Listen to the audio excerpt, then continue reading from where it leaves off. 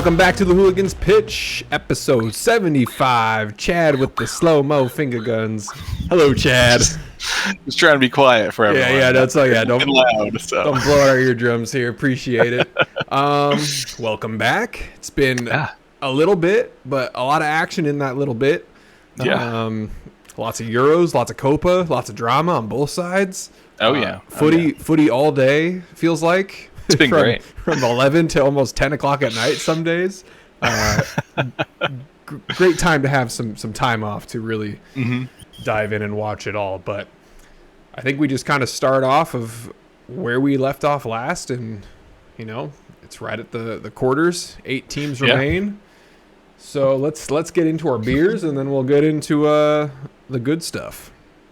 Sure, yeah. What are you rocking with? Or I don't want to say beers if you're not having a beer, but no, yeah, it's not a beer. It's more Kirkland Margarita. Whoa. Let's see. Oh yeah, there it is. It picked it up there. No, unfortunately, it's very hot here, and my ice is all melted, so it's a little watered down now. But we're still rocking with it.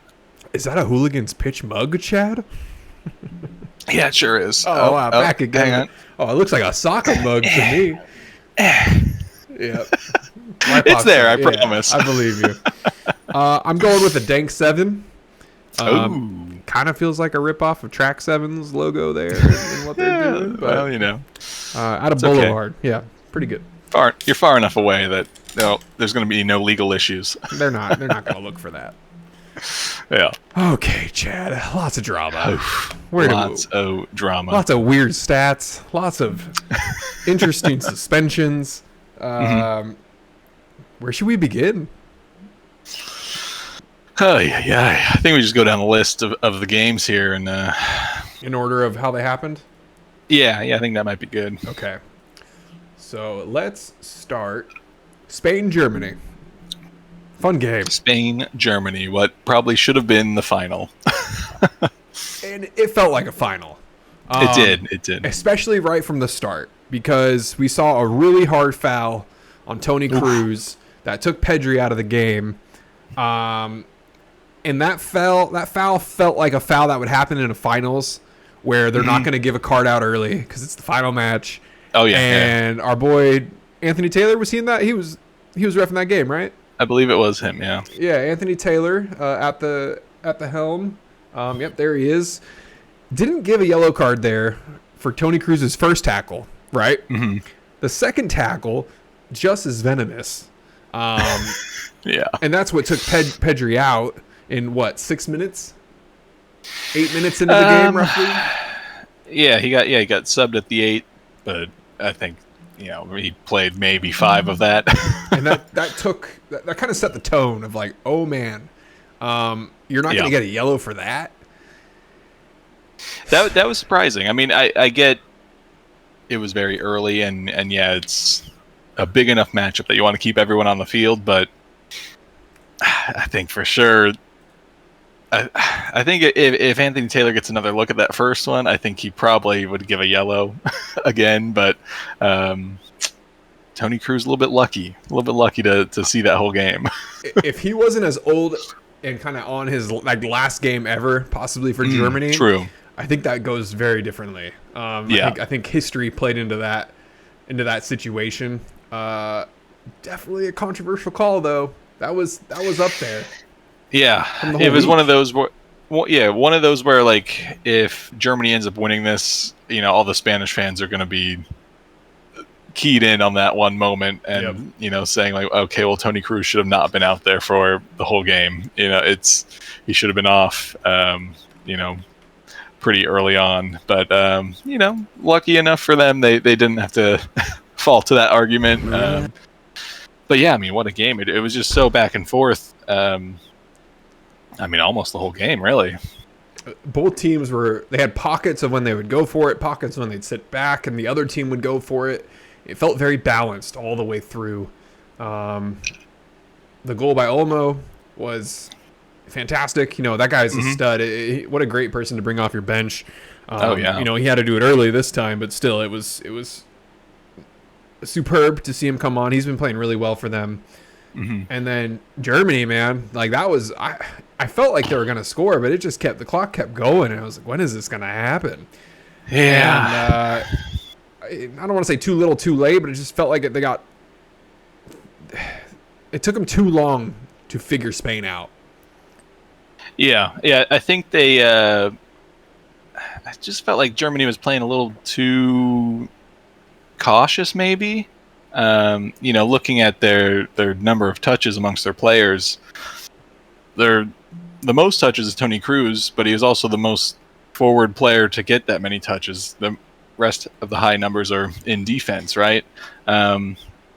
So you're not getting Musiala in the game too much. Kai had a few opportunities, and Oof. maybe should have at least made one, but Kai had a rough game. It wasn't his peak of this tournament, certainly, but I think he still provided a lot of that just like extra that he provides in that striker role. Mm-hmm. But unfortunately, just Zane and Musiala couldn't really get into that game too much. Even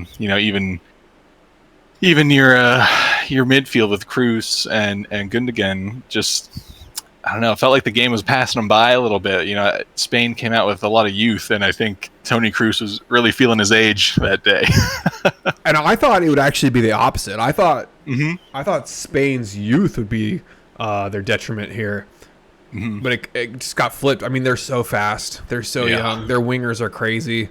Honestly, I didn't think Spain was going to be the winners of this game, especially when it went to extra. It seemed like Germany, I don't know, maybe had that extra gear.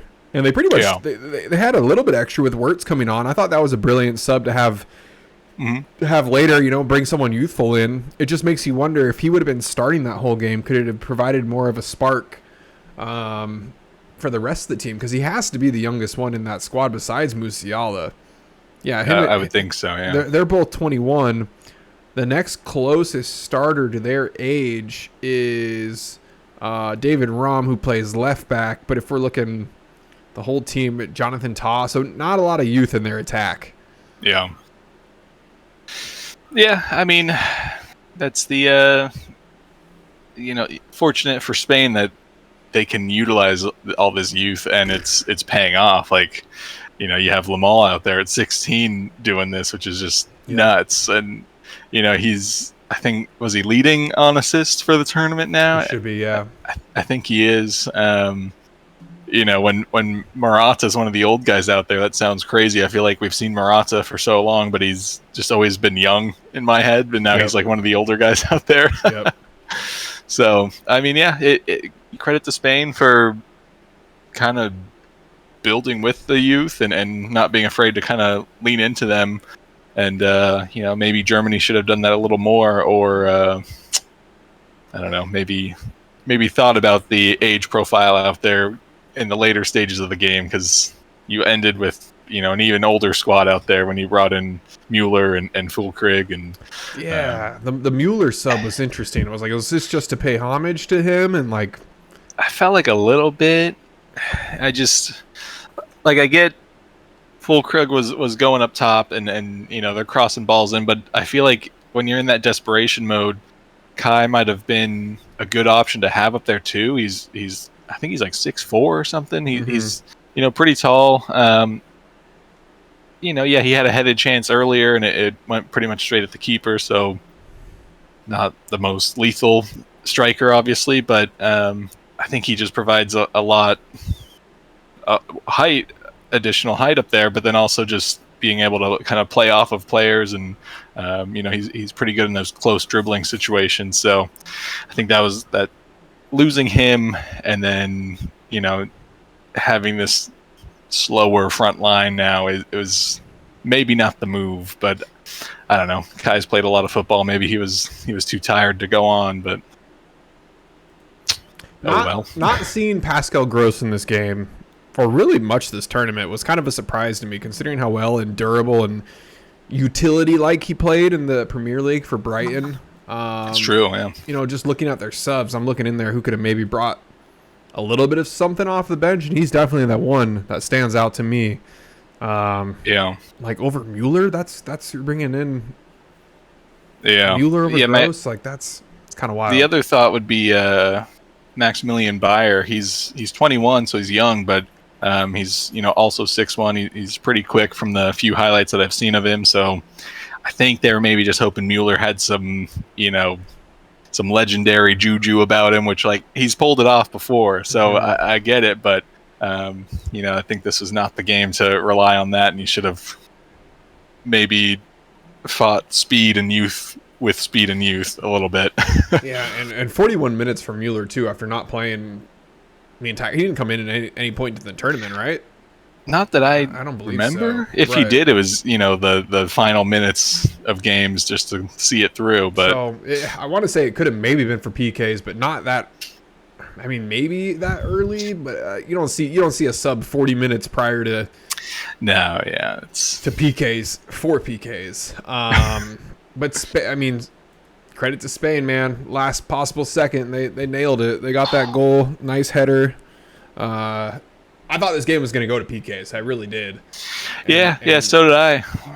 It looked like both teams were kind of not really playing for PKs. I think they were just being very cautious and, would take an opportunity if it presented itself, but weren't going to try and force anything. And then, here comes Marino, just kind of floats into space. I think Cruz doesn't follow him, and then he ends up behind Rudiger, seemingly unaware. And I mean, the header he pulled off was still pretty crazy. Like, it wasn't any easy thing. So, definitely credit to him for getting up and, contorting his body to direct the ball as he did. But a little bit of a heartbreak for me. We were all watching around. We're like, yeah, penalties, and then it's that last minute just, well, back it up.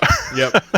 And we forgot to mention Kimmich's assist for the worst goal. He made that happen. He got up. Sure, yeah. He's one of the smaller guys on the pitch, and he probably outjumped everyone. I mean, he was only going one-on-one for that ball, but I feel like you could have put him against anyone. He would have outjumped him. And then Wirtz with the nice volley to make it even at the 89th minute there. I'm pretty sure 89. So just crazy timing on both of those goals at the end to really, make us bite our nails all the way up to the finish. I mean, those are the games we want to see. Though if we're not going to PKs, this is what I want to see. I want to see the last minute goals, and make it happen. Oh, got a little Meepo side. But yeah, super fun game. Great game to start the quarters with, because definitely it had me hopeful for the rest. It had me very hopeful for the rest, and this might be are we segueing into the next one? I think the last thing I want to touch on is Carvajal and his last minute red card here. Worth it? I guess it seems like, so he was already going to miss the next game on yellow card accumulation, but I thought adding a red card on top of that would at least add one more game suspension. But everyone online seems to say it's still just the one game. Really? So I guess worth it. You're already missing that game, and you stopped a pretty could have been threatening counter there. I don't know the ruling on that, but to me it seems like if you're already suspended, like, what's to stop you from just going in and like really messing someone up, getting the red card, and no real additional punishment? Like, yeah, that's wild. I'm not a fan of this yellow card rule. I think it just needs to reset after every game. Like, what if this is a tournament? I understand there's the group stage. I like it for the group stage, right? You don't want anyone being overly aggressive, picking up. I'd rather it at least reset after the group stage. Because then you have 3 games before the final. So I think that would be fair. Like, but to keep it all the way till the end of the quarterfinals is a long stretch, and for only 2 is nuts. Like, I mean, like we saw with Rodri, he got 2 yellow cards in the first 2 games and had to miss the 3rd game, which in the groups I think is totally fine. But then I think you just got to reset there, and I get what they're trying to do, but at the same time, like, you want the best players out there, right? So you got to kind of let them let them play, let them get out there, and if their challenges are truly that bad, then you can go into double yellow or red card territory. I mean, there's a stack of English players that were on the brink of possibly getting suspended for their next patch too, and I just find it at this point in the rounds, it's like it's too important to have your best players being on that verge of being suspended when they picked up yellow cards too long ago. Yeah, I'm not a fan of that. I hope they find a way to change it, especially when you can get a red card and it not have any additional punishment to you. That doesn't make any sense. Why not just have yellow cards reset every game? But if you get a red card, sure, then you're suspended. I mean, that's red is far worse than a yellow. Like, we can all come to that agreement. So why is it the same punishment depending on where you are with your other yellow cards? It's I don't know. It's kind of backwards. Doesn't make a whole lot of sense. Yeah, I agree. It feels like an old, antiquated rule or something, but that certainly needs to be updated, and especially now if you're going to have this, like, you can get yellow carded just for talking to the ref, like, sure, which is totally fine, but I think you just got to adjust the punishments as well with that. So you do think it was worth it? I guess, yeah. If there's no additional punishment, you stopped what could have been a game-winning counterattack. Do you think something was going to if you had to put money on it, do you think they were going to do something there? Because Musiala had Carvajal beat. There was roughly there were probably two center backs in the box for Spain with about 3 or 4 Germans running in. Yeah, I don't know. Like, it was one of those moments where just instantly you're like, oh, that was a bad ball to give away, and so I can't say with certainty that it would have changed anything, but it definitely was one of the most threatening attacks at that point in the game, and I guess good on Carvajal to know the ruling and take advantage. Yep. I'm looking at a screenshot. There's 4 German players running back post and 3 Spanish defenders. So again, you don't know what's going to happen. No, so obviously the high IQ on Carvajal to just take it, own it, and hope they stop the set piece. I think the biggest, if we're going to call it conspiracy here, is Anthony Taylor. He just let this game, it kept going and going and going. Yeah. And I was like, we got to what? I think over the 5-minute mark in a +3 injury time game. The tackle on Musiala happened at 4 minutes and 54 seconds. Yeah. So I don't know, man. I was shocked when he let the game go on when it was a goal kick on the other end. Yeah. I thought for sure then it was just going to be done, but maybe that's just some of, we saw Premier League try to give more accurate time added on, so maybe he was trying to bring some of that in, but I don't know. It seems like this was just more English reffing inconsistencies, Classic AT. Yeah. All right. France, Portugal. Did you stay awake? So I took a little nap during the first half. Okay. And then kind of as that half was ending, we were leaving my grandma's house to go to Ballast Point, about a 40-minute drive. So, kind of resigned to not seeing it end, and then get to Ballast Point, and all right, we're about to go into penalties. Still 0-0, and I was like, all right, didn't miss much. You honestly didn't. It was a oh man, how do you put it? Both teams did not put up any good attacks. Mbappe was not himself. When Portugal did have the ball, and I know we talked about it their last match. Remember when they took out Ronaldo and all they did was just keep crossing and crossing into the box, which left plenty of opportunities to maybe put in a shot on target. They maybe crossed the ball into the box once. And I watched this game from start to finish, and this whole Ronaldo, why did he get to play the whole 120 minutes? That was not the problem. Ronaldo was not the problem here. I think, if anything, the way they were trying to get him the ball was pretty bad. If they're relying on him to be the one who takes him to the end, but just terrible services from their midfield. And then Martinez, he took out Bruno Fernandes, who was kind of the only one driving the team forward, which I thought was the strangest substitution for when it happened. And then, he brought out Paulinho, which I kind of understand the context of things, considering Paulinho got a yellow. But usually when he gets a yellow, he's not one to get a red, right? I mean, he went through a whole game on this yellow card suspension and didn't misplace a tackle or anything. So I think he's like you said, like generally pretty smart with his tackles when he needs to be. Yeah. So Martinez just, I think, made a weird substitution with the Bruno one. I didn't think that was the way to go. What he did do later in the game was he allowed Bernardo Silva to be a roamer, kind of how he is with City, where he's the right wing, but he's playing like left back and taking the ball there and trying to find any type of movement. That didn't happen until way too late. I think that's what this team needs to do more of, is get Bernardo Silva that ball and let everyone kind of space out. Big highlights to Pepe gunning down Thuram on the right wing. I don't know if you saw that chase down he had, but holy I did, yeah. moly, I caught that highlight. How did he get that? That was incredible.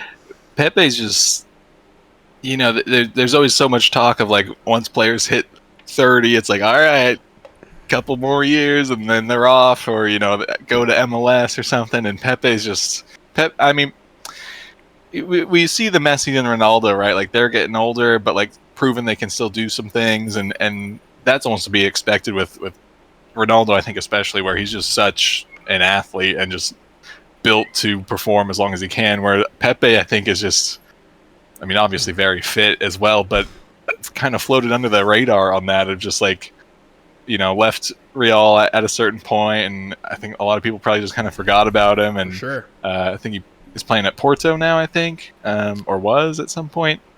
I believe he's at Porto. Yeah, and like still holding it down there, and then to come in to the Euros at 41 and have a great Euros, honestly. One of the best center backs there.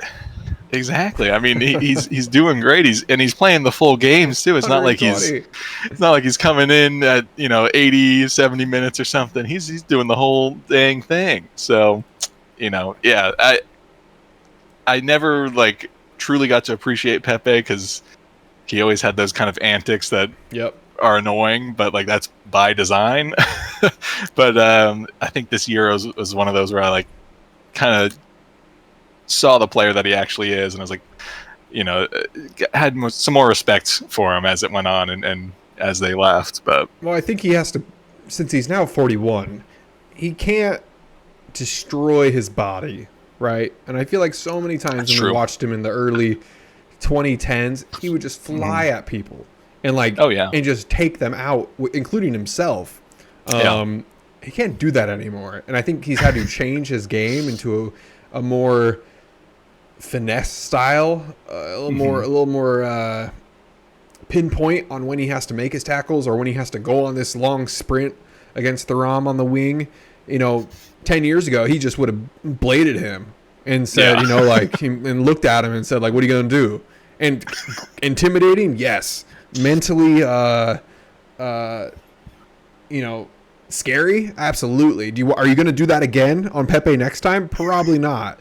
But this Pepe, it's like you're not. It's the same thing. You're not going to score. Like and he's just had to change his ways. And yeah, I agree with you. I think we've all grown to appreciate this type of Pepe rather than the one who was just a reckless red card waiting machine. Yeah, definitely. To go back to your earlier point about the crosses, though, Portugal in total had 34 crosses. Cross-field passes. 0 were into the penalty area. Yeah, none in the final third, which doesn't mean shit. It doesn't. Yeah. They're playing strange tactics, but I think that's Roberto Martinez. Where'd you find that stat? It's on FBref under the passing tab. Is it there for time of game? I'd love to see it. I'd love to see that stat after Ronaldo got taken out in that last game. No, I Okay. don't have a breakdown there, but you could go and look at, I guess, the subs that came in after him and all that, but still not the strategy you want to utilize. To have 0 crosses into the penalty area is just a you gotta try everything to score a goal. So if you're not trying to cross to a guy that can have one of the highest jumps, maybe not anymore, but It's did got to be could close though. probably still jump pretty high. He can jump higher than he can sprint. If you were to put That's fair. probably Yeah. the side by sides, and the fact they had none, that's wild. That's terrible. Yeah. Yeah, I'm kind of shocked by that stat. Let's see, it was Georgia, right, when they took Ronaldo out Yeah, I believe so. at the 66th minute. They took him out. Where is that corner? You say it was on pass types? Under passing, and then there's at the far right the CRSPA crosses in the penalty area. Okay, that game they had 4. And they probably all came after Ronaldo left, because Wouldn't shock me. that's what they did. Yeah, yikes. Yeah, well, France didn't do much more in this game either. We're hating on Portugal right now, but France was Dembele was their star, who we got to see how many minutes of? 54. 54, but came on in the 70th. He was great, man. His dribblings were good. He just couldn't find that last little bit to put the ball in the net. Yeah, he completed 6 of 9 take-ons, so he was making moves. He has to get the start next game, right? I would think so. I mean, you're going to start Mbappe, even though I think the broken nose situation is messing with him, which, fair enough. That's probably very painful, and to have to go and play such a high intensity game and get hit again, like that sucks. But I think if Dembele is going to come out and be able to kind of fill some of those runs and take-ons that Mbappe would have been doing, then I think you got to utilize him, and maybe that frees up Mbappe a little bit as well. So I would be surprised if he doesn't start. I think he can be a weapon off the bench, but I don't think you want to waste any time against the Spain team. You got to kind of get your goal as quick as you can. But goal, France that's saying a lot. Goal? Yeah, yeah, open play goal. They're great at the penalties, but the open play goal is elusive to them. Who's going to score that goal? Who's going to be their first goal scorer of the tournament? It's going to be someone random. Random? Camavinga had a chance, man. I was thinking Camavinga. It's Griezmann. I feel like Griezmann's due. Yeah, I feel like either one of those. Like, I feel like Mbappe's just, he might be up for it more because it's, he kind of survived this last game, and now I think he'll want to make sure France can punch their way into the final. So he might be a little bit more up for it, but I think his best bet will probably be, a run in and a layoff to middle of the box or top of the box, where I think Griezmann or Camavinga could really come onto it and give it a good strike. Yeah. Well, should be a fun game to watch. I'll definitely, be watching it. That's for sure. It's more so. Yeah. Just don't give me a snooze fest, please. Please. I don't think Spain will do that to us. I'm so terrified of a France-England final, and it's been all the talk on Reddit. Everyone's memeing about it, but we're getting too close to that. It might happen, and it's going to be a terrible game to watch. Man, hadn't really thought about it until now, but oh, dude, I mean, it's just going to be a 0-0 affair. We go into penalties. Might as well not even play the game. Just go to show the PKs. penalties. Yeah, go to PKs. Unless you give France a goal to start the game. Oh, that would probably help England anyway. Until they score and then go back to their old selves. But at least we see an exciting game of England trying to score for however long it takes. Didn't take long though, right? Didn't take long. How many minutes if we're going to this next game? Switzerland scored at the 75th minute. England scored at the 80th. So 5 They're minutes good of at action. Yeah, they're good at the bounce back, but like All right, we ready? Are we ready to do it? we're moving in. Yeah. This is the game I've been dying to talk about, bro. What are we doing here? What is England doing? Southgate God. is going to live or die. Southgate's going to live or die by Kane and Foden. I get you want Kane in there. He's, been a prolific striker. He had a great season. I don't think he's really done enough. Well, England as a whole hasn't really done enough this tournament, but Kane, I think his positioning is just way off. And maybe that's coached by Southgate. And if that's the case, that's an even bigger issue. Foden, he's given this like free roam role, which hasn't worked for the past 4 games now. Like 5. I just don't understand how Southgate and his staff don't see these things and want to make changes. Like, yeah, they put out the team sheet this time and it showed Saka at left wing back, and we thought he was changing things, but going just dumb, stupid move, and then it starts and it's the same setup. It's still Saka on the right wing, Trippier basically alone on the left wing because Foden won't play on the left wing. He'll just float inside and then end up almost always on the right side, crowding that space for Saka. Like, it's just, I don't think there's any coaching going on, which is the issue. One of the issues. So I saw the stat since I believe it was 1968, the last time England won a tournament. I think it was 68. It was somewhere around there. I think so, yeah. They had won 6 knockout games since 2016. And then since 2016 till now, they've won 7 knockout games. And we're starting to see this weird shift of the media saying, well, it's not Southgate's the best manager they've ever had. And I'd like to argue this is the best team England's ever put out. Yeah. And they're still squeaking by. Squeaking. Yeah, I think England and Southgate are getting very lucky that they have a lot of killers on that team where Saka gets the ball here after some key subs to force Switzerland to pay attention to that left side. It frees up a little bit of space for Saka where he finds that lane and hits it, and of course it has to be the perfect hit, and it was. But it's like those moments are what have been carrying you through, where I don't think you can plan for that. Like in your tactical meetings, like I don't think you can plan for a just someone to step up and do it. It's just you have players out there that are willing to do it. Saka's been one of the better creative forces on England through the whole tournament. This game, how many times did we see him get the ball down at the end line and cross it back in? No Harry Kane in there. No Foden in there. That one where Harry Kane is standing on his heels. Yeah. That's what I'm saying. It's like, I don't. Maybe Harry Kane's been riding some little injury after the season or something. I don't know, but if that's the case, you got Ivan Toney, you got Ollie Watkins. They'll be slicing.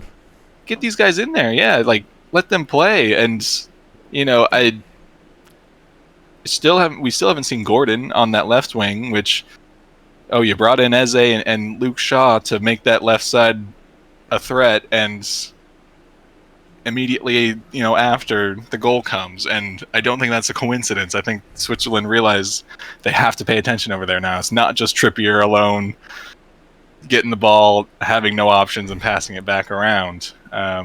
Did you see? I don't know. Did you see the Saka when he was shooting that ball? Who was asking for the ball? No, I didn't. Oh, Phil Foden's behind him saying, "Give it to me." Yeah. So I don't know. For me, like. I think you can start tournaments, and I kind of said this before, like you can start tournaments with your big names, your key players, but so much of what can progress you in tournaments is just players that hit a hot streak and are having good luck, and you need to kind of ride that. And I think you you've tried Kane, you've tried Foden every single game. I'd say every game they haven't really impressed. I know, Kane's gotten the goal and stuff, but like, I just still think of the time we saw Ollie Watkins come out and he's actually making runs behind. The time Gordon came out for 1 minute and his first action is to try and dribble past someone. Like, imagine if you're doing that for 90 minutes. He took the words out of my mouth, Chad. I don't know what to follow that up with. Yes to all of it. Can we talk about Trent? Oh yeah, please. Trent comes in at the 115th minute. We all know why. Southgate's going to put him on PKs. Yeah, he's put in a tough spot. It's one of those of like, go in and just don't mess up. This is similarly, bringing us back 3 years when Sancho and Rashford come on, and I guarantee Trent is thinking about that too. Like, as soon as he gets brought on at this point, we're going to go to PKs. I'm in the same situations as those two guys. Those two guys' career derailed a little bit, more than a little bit after that.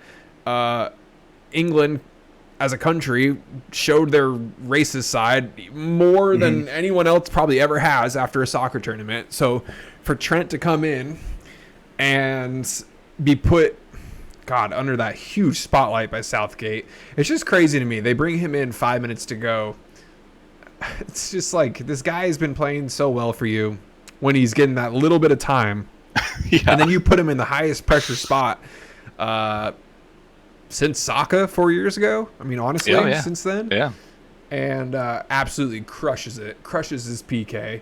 I don't know if you saw post game. He went up to his family and he told them, you couldn't tell who he said, but he did say he didn't want to take it.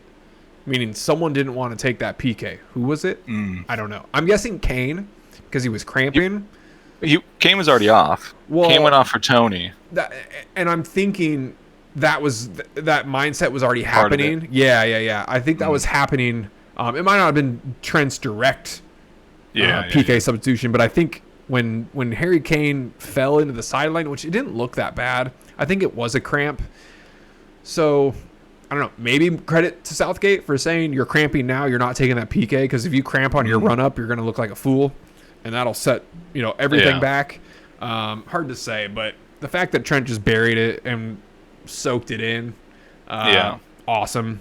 But, and I mean, not to cut you off, but like, no Harry Kane, no Phil Foden out there. Like, those are the guys you've been relying on, and you took them off heading into the most important penalties of your tournament so far. Like, that has to say something to you. You should be able to see that, right? That you are not relying on them in this high pressure key moment. Yeah, why not get this done in the 90 minutes that you have? Yeah. If you're not going to trust those guys in the 120th, why are you trusting them in the first 90? I don't know, man. I'm glad England won for our boys, right? Mm-hmm. Both Liverpool and Arsenal boys had a good day. Not a lot of Liverpool on the pitch there, but it was like a whew, man. Yeah. I'm glad. I was nervous. I was nervous for Trent, honestly. Like, I know he can hit a ball well and take a good PK, but it's that same situation that Saka was in, and I was worried that if he missed it and they don't win, then people will pile on more of like, he didn't do enough throughout the tournament, even though he's been one of the most creative options for England in his limited time out there.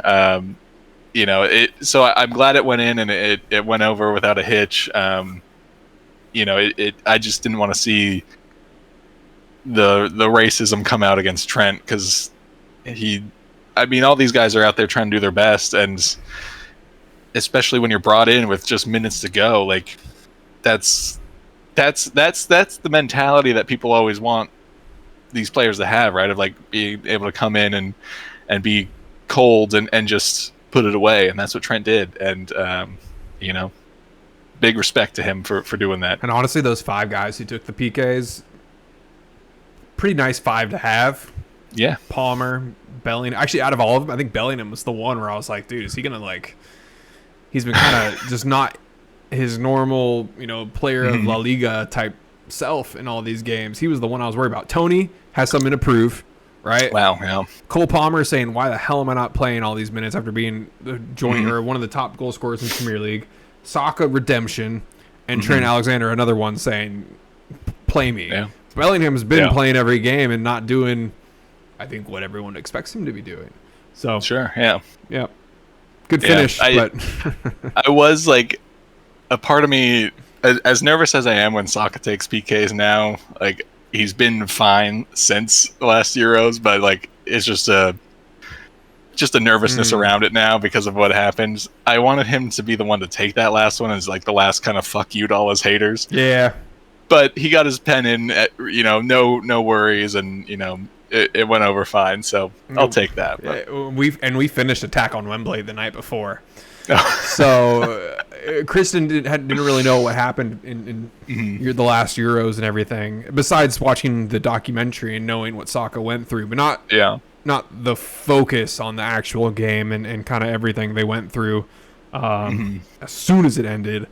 So to see it kind of come full circle was neat. However, the job is not finished. So no, and honestly, Switzerland maybe should have gone through on this one. I think they were the better team. I think Akanji took one of the worst PKs we've seen in a while.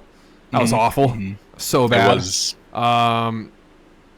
Shaqiri almost getting Pickford on the Olympico goal. Could you imagine? If it was going to be anyone, it was going to be Shaqiri to do it. I honestly, when he took that corner, I wasn't thinking he was going to try to go for it, but I was like, it wouldn't shock me if they scored right here just because Shaqiri magic. And boy, was that close. That's almost as close as you can get it. I mean, he hit like the inside of the post. Because the ball went across the other side of the pitch. Insane. And he did it on purpose. For sure. Purpose. Yeah. And then took his PK with ease. Oh, he's such a player. How do you not want this guy for the next tournament they're in? Even though he'll be 36 in the next tournament. If he can stay in shape, you got to bring him. Yeah. As long as he's in shape and can come in and give you, I'd say the last 30. I'd like to see the last 30. I think never know. You bring him along. He's got that weird aura around him where he can just hit a ball and it should not go in, but it does, and it's a banger every time. And he does it with every team he plays with. Doesn't matter who, doesn't matter when. He'll find a way, and he almost did. Damn, he almost did. Nearly. So close. So flipping close. Other than that, I think it was weird. Southgate said Saka starting at left back, and then first 3 minutes in, he's on the right side, and Trippier's back to the left. All weird. I guess you're trying to throw off Switzerland with that, but I think you maybe need to commit to that move a little bit, because once you switched immediately, then Switzerland says, "Okay, Saka's on the right." Yep. Look out. So I don't know. England's lucky to be through. I don't think we'll see any big changes heading into their next match against Netherlands, but it's just gonna be more England doing England things, I guess. Yep. We'll see. Tuesday, right? Tuesday. Yeah. I think they're Tuesday. Oh no, Wednesday for them. Wednesday. Okay, Wednesday. All right. And then Netherlands and Turkiye. Yeah. Fun game. It was. I had a good time watching it. I was at the bar. Nice. Sat next to a Turkish fan and some neutrals, and we had a good time watching it. I think the standout that I got out of people who don't watch soccer religiously is there was a shot I think De Vrij had, and one of the guys next to me thought he was back passing it to his own goalie, but he just absolutely crushed the ball. He's like, why was he trying to hope his goalie could control that? And I was like, you don't even know what side of the pitch they're on, but that's okay. But anyway, that was a super fun game. I feel like it could have gone either way up until Turkiye just got a little bit disorganized. that happens when people are crashing the box. Gakpo has just been such a great slasher. If Gakpo was on England right now, I think that team would be quite different, especially on that left side, and have Trent connecting with him. But I think this match went how I thought it would, right? Yeah, I mean, especially, Netherlands hasn't really lit it up too much, the tournament. Even their last game against Romania started a little rough. Like, yeah, they got the early goal, but then it was a long drought of nothing. So, yeah, I think it went about as we expected. Like, Turkey's been pretty hot from the start and shown a lot of fight and a lot of grit in these matches. And, I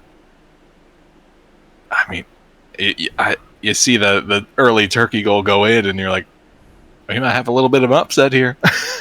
I was a little nervous for them, just considering how their first round went against each other, and how they couldn't really figure it out. And it did look that way for a while, right? It took a minute until they were able to start getting their attack going. Wout coming in at halftime, and I think it took maybe 5 to 10 minutes before he was able to. He was offside on one, but he had a great header that put the ball across box, and they just missed the goal. I think they just need to do that more. That doesn't happen enough with them. Yeah. I mean, I think you clearly have a lot of talent up there when it's Memphis and Gakpo and Bergwijn, and Simmons coming in behind them. But I think Weghorst is a good enough target man that you got to utilize him in that role a little bit more. And if you're not sending in a cross for him to get his head on, at least have him do a little bit of hold up play and let your runners get up a little bit more. And I think your attacks can be a little bit more threatening that way. Yeah. I think their backline, they got scored on the set piece. I think that's just their weakness right now, right? Which is kind of crazy considering their backline is so strong. Arguably, they have 3 great center backs, great wing backs, and then even their bench, Mickey Van de Ven and Mateus De Light. Like, those are guys playing for great teams and still not even finding the pitch for that much. I don't know. Virgil does a great job holding it down. I think just that set piece, that disorganization just happened a little bit. But again, credit to Turkey, man. They find a way on those set pieces. That's what, their 3rd set piece goal in the last 2 games. Yeah. I wish we would have seen Demiral in this one. I don't know enough about. I know. It makes you wonder now. I'm just everything that's going on, but for him to have such a game last round and then not be able to build onto that in this next game was certainly a blow to morale for Turkey. But yeah, I mean, you wouldn't think it with how they played, but I think just having another weapon out there would have maybe been able to see this through. But oh well. Sitting next to a Turkish fan there, I had to ask. So I was like, what does this mean to you? And she basically said that wolf sign. I mean, she did it. She was just like, boop. I was like, oh, okay. Like, obviously, it's like, I was like, I don't know. It's silent coyote for me. Like, that's what that is. Yeah. So it was just, again, I don't know how far on the political scale that really goes. It doesn't seem like it's great, but what do we know? We're so far away from it. And the Turkish population in Germany is huge. So it's definitely an interesting thought. And I'm seeing comments now saying the whole crowd was doing it there, and they're saying UEFA is going to fine Turkey a ton for doing it. And when I asked the question, like, what does it mean? They're like, she said it's part of their culture, it's tradition. But it quickly transitioned to, we're mad about the English guy only getting a $20,000 fine. And I knew exactly what she meant by that. I was like, okay, Jude Bellingham doing his thing to his friends as an inside joke. Yeah, don't know about that. I mean, can you argue what Bellingham did was worse as a gesture? Like, maybe? If you're looking at it as a pure a gesture that UEFA doesn't want associated with their tournament and all that. Like Bellingham certainly looks worse on the surface. Again, Misogynistic. Yeah, like Ah, whether he's truly doing it to friends or not, that's just a misstep, right? You're on the world stage, you have cameras on you, you're being broadcasted across the world. That's not the gesture to make. So yeah, I think UEFA should have probably been a little bit more fair across the board, and if it's any gesture that they deem vulgar or inappropriate or just something they don't want to see, then have it be fair across the board. Whether it's just a fine, next match ban. But I don't know. It's so hard to say because I just don't know what the gray wolf sort of like symbol truly means and like enacts in people over there in Turkey and Germany and neighboring countries. Like maybe it is bad enough to be worse than Bellingham's like obvious vulgar. well, I would ask Bellingham, gesture. what does that gesture mean? Ask it. What is Bellingham really going to say to journalists? What we think it means? Yeah, it's a great question to ask him. What did that? I don't know. What was that? Yeah, I don't know in what context really, but I know Demiral basically said his celebration was, he was feeling so much like national pride, and like that's a symbol that relates to Turkey or something. Like that's how he kind of explained it. So he got asked in some extent about it. And from what I've gathered, it's about Erdogan, the president. So it's hard to. I don't know what to compare it to. It'd be like, yeah, I don't know. I want to say if our president was a crazy right wing person and we saluted him, that's what it feels like, right? Yeah, I mean with the punishment that came along with it, and the I don't know potential like racial connotations that are involved with it, like it feels, I guess, similar to like a Nazi salute. Right. But again, I don't know. This is all like quick Googling after seeing Demiral is banned for this gesture. And yeah, like you said, to us Americans, that's just quiet coyote that you learn in grade school to shut up. Dude, it's just crazy how different interpretations of what you do with your hands means something completely different to another culture. So it's just hard to interpret. If he would have done that in America for the World Cup, would we have known better? But now, like, but if someone did the Nazi salute in America, we would for sure know better. See, we know that, yeah. So it's and we've seen that happen in tournaments. Not Euros this year, but we've seen it in Champions League. We've seen I don't recall his name. Someone in Serie A do it after scoring a goal and gosh, did they get banned? I want to say they got banned entirely from they may have, yeah. from the league. This kind of reminds me of was it last World Cup or the one before or something? I think it was it Switzerland versus Albania, and it was Saka. Was it Saka? Yeah, sure. And did like the eagle hand gesture, which he did the Albanian eagle to Serbia. Oh yeah, so it wasn't Albania. To Serbia, yeah, because he's Albanian. Yeah. So, and that kind of blew up. I don't know that he got banned or anything for it. I don't believe so. But I mean, like, there's just another one of like, yeah, to us watching, it was just like, all right, it's an eagle. Like, you do that in America, and honestly, it's not far off. Hell, dude, the kit I'm wearing right now almost has the Albanian eagle on it. Like that's See, how. Yeah, you're so close. We're crossing cultures, and we just don't know any better. Yeah. I get it's a hard line to walk for UEFA and FIFA for the World Cup, where it is all these countries with their own cultures and own understanding of like what gestures may mean.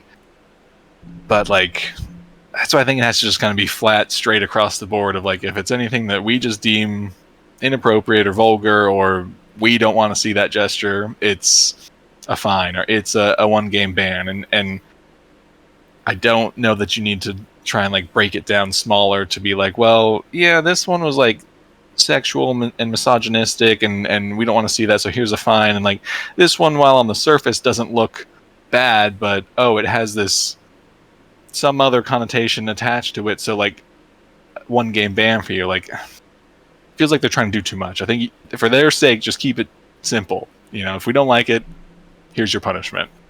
Yeah, it's a lot of gray areas in that, because it's hard to say what they might not like. But I hear you, and I do agree with you. I think, I don't know. It's a tough one, and I feel for Demerol. I don't know what he stands for. I wish he hadn't have done what he did, but I don't even know. Like, but like for us, just viewing it as football fans and podcasters about it, right? Like, he had an amazing game last game, and then to see him not be able to build on that with Turkey in the next game because of this gesture that to us means the most innocent thing in the world, basically, like, is a little disappointing. And it was not a talking point in our Discord. The Jude Bellingham gesture was a talking point that we looked back on and went, what was he doing here? So it's culture has a lot to do with it. We understood Bellingham's gesture, had no idea about Demerol's gesture. None. Zero. Not at all. No idea. Yeah. All right. Well, for that game, I wanted PKs. Turkiye was putting it on at the end. I had a feeling I was rooting for him. I had some O's and some at the end, but they just couldn't find it. Yeah, Veghorst had a huge clearance back there. See, we didn't even touch on it. That's the time you want your striker back there clearing the ball, when it's like balls to the wall on the line, not like Harry Kane just back there mid-game, like, I'll take this tackle and dribble it out, guys. Don't worry. Dude, when he was dribbling the ball back to his own end line and just had to turn around and clear it, I Chad, I'm not kidding. I looked at Kristen and I was just like, they deserve to lose. I was like, this is terrible. What is he doing? Now, it's not even his fault. But I'm just like, why is Southgate needs to be like, what? Why are you even there? And I will say, I think I only caught him back there one more time afterwards. But at that point, the Swiss attack kind of dissolved a little bit. Yeah. But it wasn't the first time I caught him, at least by their own box. Caught him by their box a lot, dribbling by the box. And I'm like, what? And then Foden was out in front of him doing who knows what. But we'll see the same thing again. I will not be shocked when I see Harry Kane get some more clearances. And how many did he have that game? I want to say 2. Look, he's getting on in his career. Maybe he's just like, you know what? I'd rather end my career in defense. It's a little more chill, a little like not as much running. He does want to be an NFL kicker. Oh, there you go. He wants the he wants the easy payout now, right? It's coming. It's coming. He didn't get a point for effective clearances, so it was not didn't effective. Even do it well. Ineffective clearance. Yeah. Dang. All right. Well, predictions for this next round. And then I want to talk USA after, if that's cool. Yeah. I think Spain goes through, but I think France will score a goal. An open play goal. Okay. I hope you're right. I have a weird feeling. Again, I'm still going with my gut where Spain won't win this thing. And I think France has played so good in the back. Yeah. This thing will drag out to PKs. And we'll probably see the exact same thing happen with Portugal. So, quote me on that. France is going to win that game in PKs again. It's a good shout. No goals. No goals, yeah. But, and I saw... who was it? Might have been Koundé they were talking to. Yeah. Who was saying, it's a still a like a historical moment to be this far without scoring an open play goal, and it's like, Oh, he knows. It is, but like, do we need to talk about it It ain't like good. that? No, yeah. Not a good thing. Yeah. And then Netherlands and England. Jesus. For the sake of the final, I want it to be Netherlands because I think they would put more effort into it than England will. But I think this will probably go to PKs again, and we'll probably see England go through. Yeah, I'm thinking it's going to be a 2-2 game. 2-2 game to PKs. I think we'll see 2 extra time goals. I think play will open up after Southgate goes down. Mm-hmm. I think Harry Kane will find a way to get on the score sheet. Sure. I'm going to say Eze. Eze's due. Okay, I like that. It'll be Gakpo. And I don't think Depay has had a goal yet. So Memphis and Gakpo. And then we go to PKs. And then England will win. Then maybe France-England final. I think that's going to happen. Oh no. I'm sorry, but you said it earlier. I wasn't even ready to go there yet, but now it's all the talk. It started as a meme and now it's coming that's what happens to life. Talking into fruition. It's going to happen. Yeah. All right, well, Tuesday, Wednesday. And then I'm leaving tomorrow, so I will be back in town Saturday, so maybe we'll have a quick little talk before the final on Sunday. Any more you want to say about Euros? Not really. I mean, I've had a fun time watching it. Yep. You know, some of these games didn't really pan out as exciting as they maybe should have been, but like, it's been a great tournament, I think. Quarters could have been better, but yeah. Yeah. I agree. All right, let's talk a little USA, since we haven't really talked about Copa and our early exit. I went to the game. I went to the USA-Uruguay game. Awesome environment. The Uruguayans packed that stadium. Ooh. Hearing their national anthem gave me goosebumps because of how many people were singing it, how many fans were around us. It was actually really neat. But that was not the focal point of the game. It was the disorganization of USA in the last half, the second half. I tried to count string of passes. I don't think we got more than 6 or 7 passes in a row for the entire second half. I think we saw the worst officiating we've ever seen. It's up there. Maybe not individual plays, but just the overall flow of the game and how. Sure. I mean, I've seen plenty of comments. First time a yellow card being administered also allowed for a play on. That was the first time that's ever happened. Yeah. Right? I've seen nothing anywhere else where that's happened before. Yeah. I forget exactly the number of games this ref had international I think game, but seven or 8. or 8 or something. So fairly new to the international stage. First Copa game. I think it showed. Yes, I follow a referee on Instagram who went over that game and everything that was good and bad, and a lot more bad than good. That's for sure. Yeah. But the plays that we saw as controversial were spot on. They were incorrect. The offside goal that was allowed. What does that come down to? How do we fix that? It's I mean, honestly, we're used to it with Premier League, right? Like, Copa seems to be using the same, if not a step down in tech compared to Premier League, which, you know, juxtaposed to Euros tech with the semi-automated offsides and just how quick and efficient VAR has been. It like really stood out how poorly VAR can be used. And you know, I think this is one of those where we see it from probably the wrong frame, and what was the that? camera. They showed the frame before the ball was touched. Yeah, and the camera angle is ahead, so it's distorted, obviously. For where the straight line on the offside will be, and it just it was a tough one to take for me because Matt Turner, I think, made a pretty good save on it.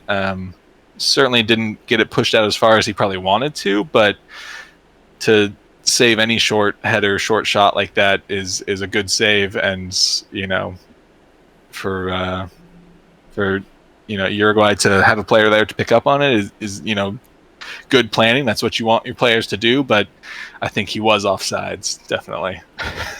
Watching it while in the stadium on my phone, just kind of. Oh yeah, how was the VAR awful, in? Awful, terrible, Chad. You stand there going, "What?" There's no replay on the video board. There's no communication from crowd to ref. They basically said goal, and it was like, oh, okay. But I had my phone, so I was watching, and a couple of people were watching on my phone too as we were looking. And when we saw the camera angle after the header, I literally was like, offside, easy call. Same. Put my phone away. That's how fast that was. And then this guy in front of me was like, no, it's onside. He's like, and I was like, are you looking? And I was like, are you looking at when he heads the ball like to the player in front of him? And he was like, I could just tell by the way he like had to think about it. I was like, yeah, no. I was like, I don't think like you don't know. And that was okay. And then his wife was like, it was gonna be offside. I was like, it's probably gonna be offside. And then, dude, I don't know how many minutes went by. It felt like 3 or 4 minutes, and I don't know if that's true or not. It might have been shorter, but it felt like that. And is maybe a little bit less than that, but I mean, yeah, it felt like forever. It wasn't the longest VAR decision I've seen, but I also expected it to be pretty short because again we saw that initial replay and I think everyone was like, oh, off, easy call, boom, done, and then all of a sudden it wasn't. Yeah, once we saw that first replay, it felt like it should have happened pretty soon after that, and then it kept lingering, and that's when I was like, oh, I don't think this is gonna go our way. And then it didn't, and I was, you're just like, what? And then, I don't know off the top of my head if the yellow card and play on happened at the same time. I want to say no, because Matt Turner was on the other side of the pitch. Yeah, it was earlier. So it was in the first half. The Tyler Adams play, I think that should have been a no card for anyone. Tyler Adams came in super hot, and the guy stepped on him. It was just one of those. It was just like a bummer for both players coming together. Yeah. Yeah, and the fact that Adams got the yellow card there, I was like, okay, like that's kind of wild. And then the play on with Pulisic and the handball and how late the ref was, dude, everyone was like losing their mind because that was even though it didn't look like Pulisic might have beaten him, Pulisic was on it. He was beating a lot of people that game, putting on really good moves. So I wouldn't have doubted him to break for that line and make a play out of it. And the ref just called it back, dude. Crazy scenes up where we were, and we were on the corner flag. I guess on the home side of the field. And yeah, man, people were losing their minds. Now, just one more note. We didn't play great. No doubt about that. No. Anyone watching that game could say we did not play great, and we needed to play a lot better to move forward in the tournament. However, when the ref is so against you, and it's very difficult to mentally overcome it. And when a goal gets allowed, when you don't think it's allowed, it changes your whole perspective on what you need to do now in the future. If that goal is not allowed, you play a different way. That's just how it is. So, I see a lot of comments saying, well, the USA needed to score, blah, blah, blah. It's like, but when you get scored against, you play differently. You have to play differently.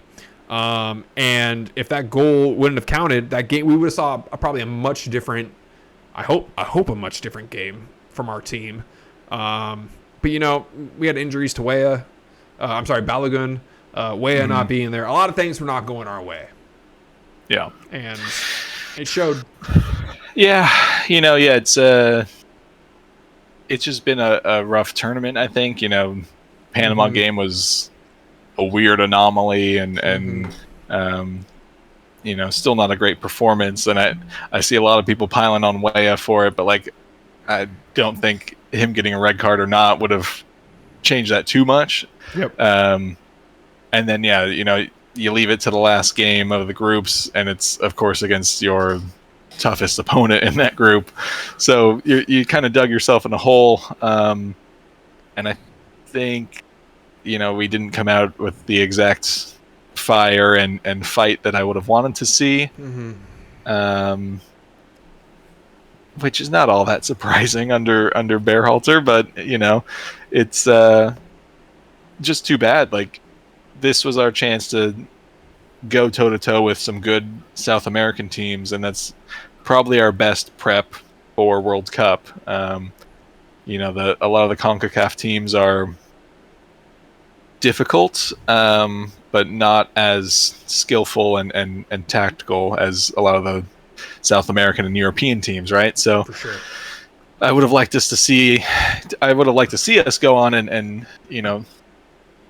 see what we can do against more put together teams, I guess. And I think we held our own against Uruguay for a while, but we needed a win, and we weren't exactly playing for a win. No. It was rough. Yeah. It was a rough one. Rough one to end on. Yeah. Greg's got to go. They got to make this happen sooner. I don't know why we're waiting this week to figure it out. What are we figuring out? It makes me think they're going to do some roundabout way to get him to stay. He already had a weird World Cup in Qatar where he had issues with Reyna's family, and so he didn't want to play Reyna, and weird, off pitch, out of U.S. camp issues, and then we fired him, right? We thought, okay, like, it wasn't the World Cup we had hoped for, but he's gone, cool, let's get the new guy in, build, and then here he comes back in. How did he do that? Undertaker, dude, just came out of nowhere. He said, I'm back. For real. But and that's the thing is U.S. passed on Jesse Marsh, who's now at Canada, and I haven't watched any of Canada under Marsh, but I've heard it's not the best football, but they're still in Copa. They made it through. Played Argentina. They passed on Bezla, who's at Uruguay now, and we know the pedigree he brings, and look what he's done in Copa. He got through I guess difficult group maybe, and just last night got past Brazil. Took them to penalties, but they got through. Did you see the image though of Brazil's coach Dorival? Trying to talk to the players and stuff. Yeah. See, Bielsa, man, I want that. I want that guy saying, "Look at this, look at this." And I think his old stature just makes it.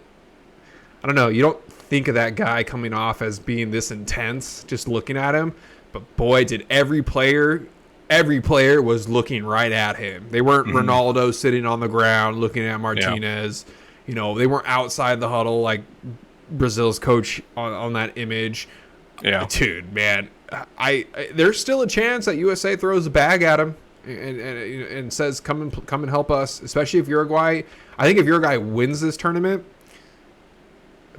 it could go either way. If they win this tournament, he could say, "Ty did my job. I'm out."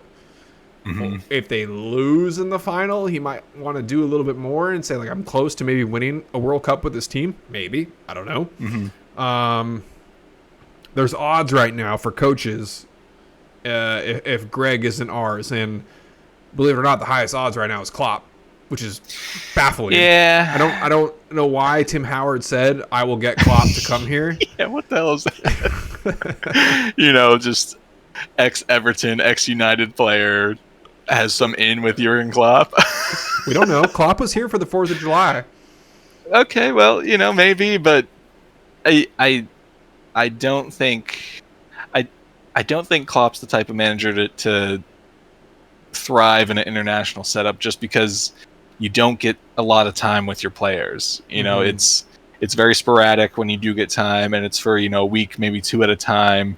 So it's hard to get too intricate on your tactics and really coach the guys. And with how much Klopp wants to have like that personable relationship with each player. I think it doesn't feel like a natural fit to me, whether it's US or Germany or any country.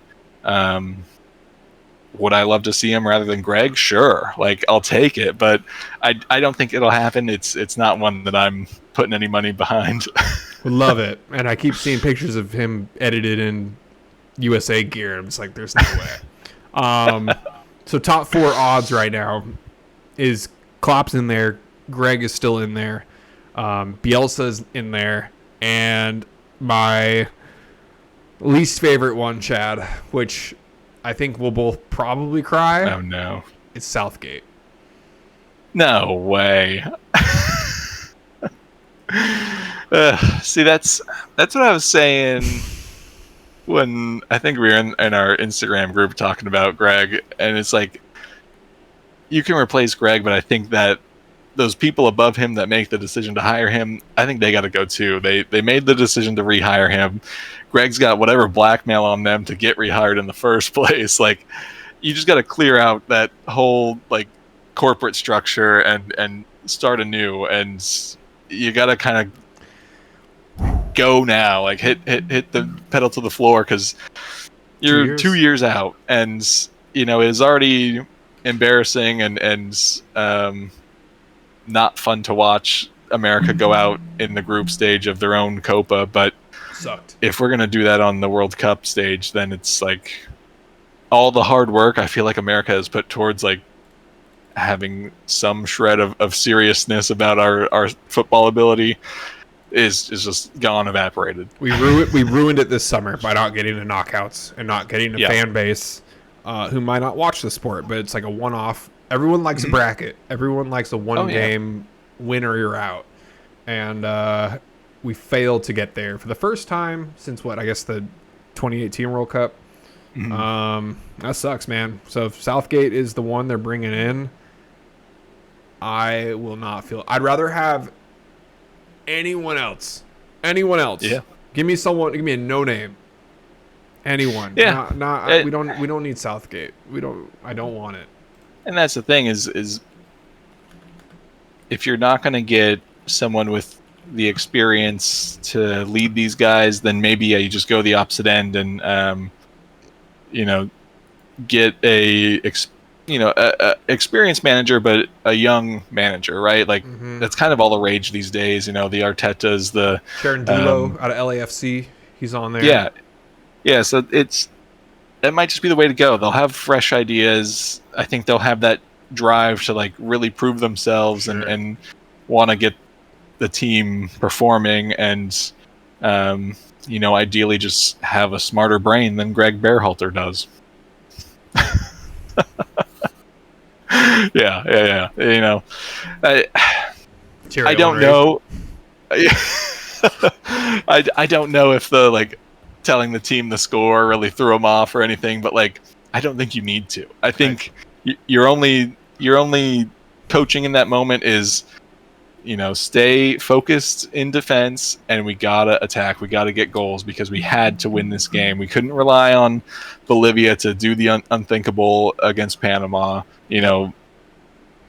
and it didn't seem like that was Greg's plan from the start. It was kind of like, we'll wait and see what happens over there, and then we'll adjust. It's crazy, dude. It's crazy. Unfortunate.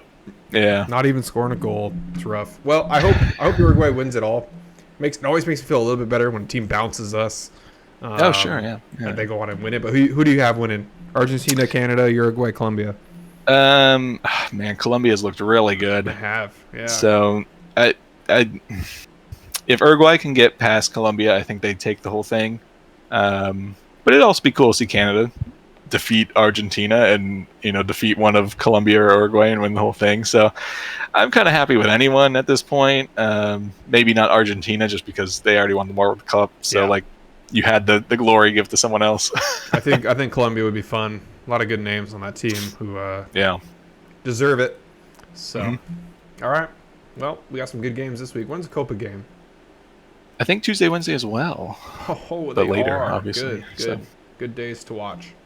Well, I'm headed to Kentucky tomorrow and Yeah. luckily there is internet out in Kentucky, so I will be able to stay up to date with everything that's going on. We'll be sending out fantasy reminders. We have games Tuesday, Wednesday, and then the final on Sunday. No third place game for this tournament, which is something I recently forgot about. Yeah, no third place game, which is kind of surprising. Euros doesn't do it. Oh.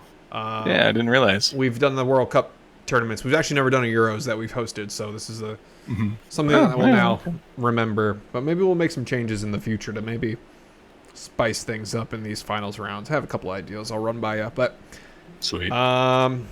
Until Saturday, planning for Saturday? Yeah. Sure. Yeah. All right, sweet. Chad, good talking to you, as always. The Hooligans pitch. We're out. Peace.